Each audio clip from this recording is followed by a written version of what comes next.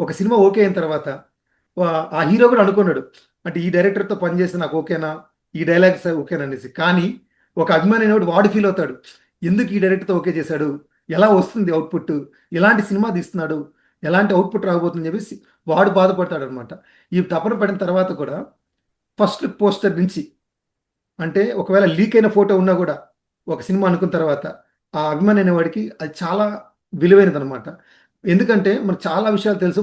పాత టైంలో 90s 2000 టైంలో ఏదైనా ఒక హీరో తాలూకు ఫస్ట్ లుక్ పోస్టర్ వచ్చిందంటే అప్పుడు సినీవారం పేపర్లు అన్నీ ఉండేవి.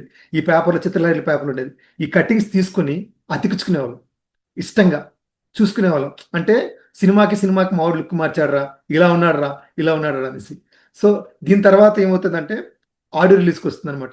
ఆడియో రిలీజ్ ఫంక్షన్కి ఎలా అయినా జనాలు ఎంతమంది ఉన్నా కూడా, తొక్కిసలాటున్నా కూడా వెళ్ళి అక్కడైతే మన హీరోని చూడొచ్చు. అంటే ఈ రోజులో అయితే సోషల్ మీడియా ద్వారా ఎక్కడున్నాడు ఎక్కడ పోతుందో చూడొచ్చు. కానీ ఆడియో రిలీజ్ ఫంక్షన్ మాత్రమే మనం హీరోని డైరెక్ట్గా చూసే ఛాన్స్ వస్తుంది అనమాట. దానికి సంబంధించిన పాసులు అయితే తీసుకుని వెళ్ళిపోతాం. వెళ్ళిపోయిన తర్వాత అప్పుడు సినిమాలకు బేసిక్గా రూల్ వచ్చి 6 పాటలు ఉండేవి. ఈ రోజైతే మనం ఒక పాట ఒక్కసారి వినేసి ఆ!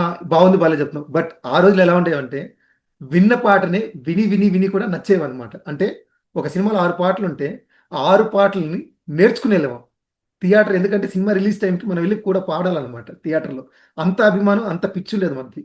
అది ఎలా ఉంటదంటే, దాని తాలూకు పాటల పుస్తకాలు కొనుక్కునేవాళ్ళం. బట్టి పట్టేవాళ్ళం ఆ పాటని. ఆ పాటతో పాటు పాడేవాళ్ళం. ఇంతే గాకుండా మనం తిరిగే ఆటో అయితే ఉంది, మనం చూసే ట్రాక్టర్‌లయితే ఉంది, బస్సులైతే ఉంది. ఏ సినిమా పాటలు రిలీజ్ అయితే, ఆ సినిమా పాటలే పాడేవన్నమాట ప్రతి చోట. సో, అంత ఇష్టపడేవాళ్ళమన్నమాట సినిమాని.